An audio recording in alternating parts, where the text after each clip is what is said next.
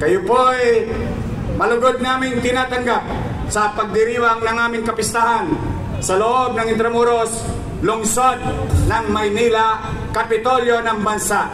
Welcome po kayo sa Maynila. Magandang araw, pagpalain nawa kayo ng buong may kapal. Manila!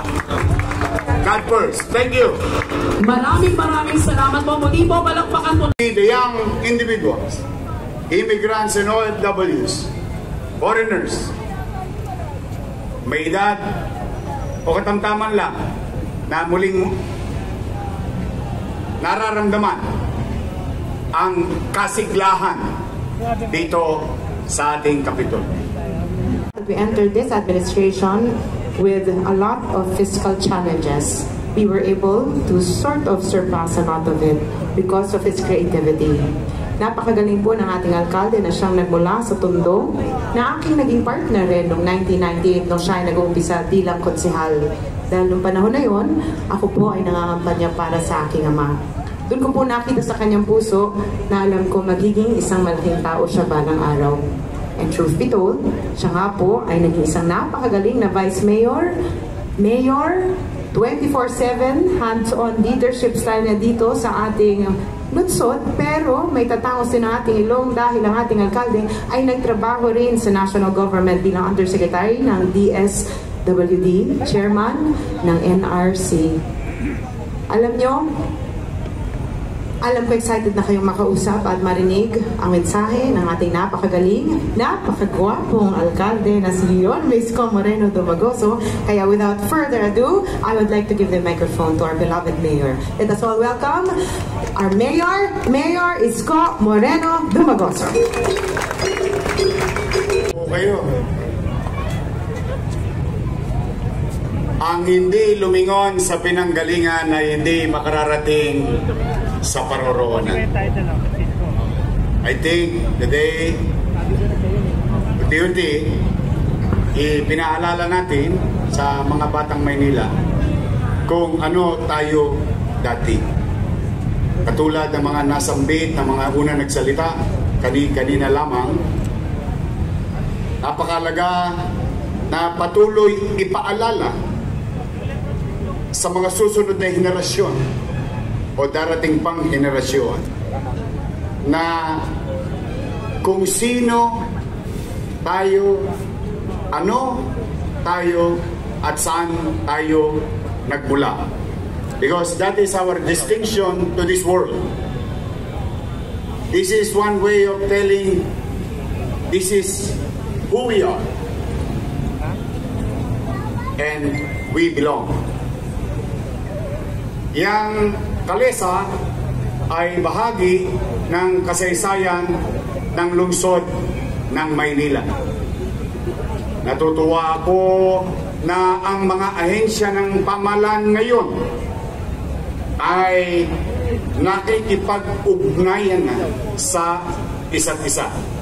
National government through DOT, IA, Intramuros Administration, ang pamahalang lungsod, at mga institusyon katulad ng ating mga simbahan, pribadong sektor na siyang nakikibahagi sa mga programa ng ating minamahal na Kapitolyo ng bansa. It all started here in Manila. The government, commerce, and all other activities na naging bahagi rin ng buhay ng bawat Pilipino. Tulad ng isang awit na madalas nating kinakanta tuwing Lunes, mano pa, o kaya may programa, ang awit ng Maynila. At doon nakasaad isang linya na maaaring ikatangos ng ilong ng mga batang Maynila at mga taong naninirahan sa Maynila. At sinabi, Maynila, Maynila, dalhin mo ang bandila. And today, through the effort of Intramuros Administration, Department of Tourism, DTCAM of the City of Manila, ipakikita natin muli ang pagsigla, mga aktibidades na kapag iingganyo sa mga dadako sa lungsod, domestic or foreign.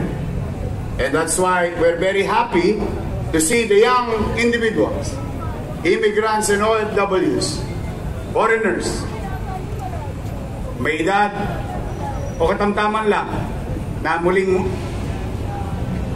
nararamdaman ang kasiglahan dito sa ating Kapitol. At bilang ganti sa mga dumarako rito at namumuhay, naghahanap buhay dito, ang inyong pamahalang lungsod, in our own little way, Father, to our guests, pipilitin namin magbuti sa aming tungkulin. Pananatili naming maliwalas at panatag ang pamumuhay sa lungsod. While it is true that Manila is old, but it has a lot of story to tell. At maraming mga Pilipino ay may kwento sa lungsod ng Maynila. At marami ring kwento na maikukwento rin natin sa ating mga saling lahi sa karanasan natin sa lungsod.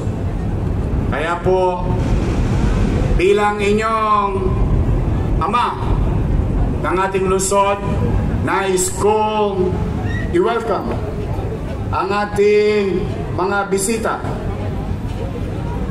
ang ating OIC Regional Director, Department of Tourism, National Capital Region, Ms. Catherine C. Agustin,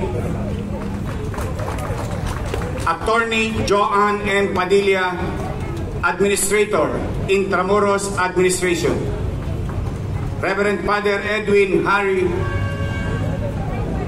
Mr. Leslie Arahuo, Ms. Amanda Cristan, of course. I don't want to call you Amanda. Mas gusto kong Crystal na lang. Ang ating Direktor ng Department of Tourism ng Manila, former Congressman Amado Bagaching, City Councilors, the judges, department heads, mga barangay official. Muli po, sa lahat, kayo po ay malugod naming tinatanggap sa pagdiriwang ng aming kapistahan sa loob ng Intramuros, lungsod ng Maynila, Kapitolyo ng bansa. Welcome po kayo sa Maynila. Magandang araw, pagpalain nawa kayo ng buong may kapal. Manila! God first. Thank you. Maraming salamat po. Muli po, balakpakan po na naipapahayag at naipapakita ang tema sa pamamagitan ng mga disenyo, simbolo at naratibo. Originality, creativity, and craftsmanship is 40%. Malikhaing paggamit ng materyales, kulay, at artistikong pamamaraan.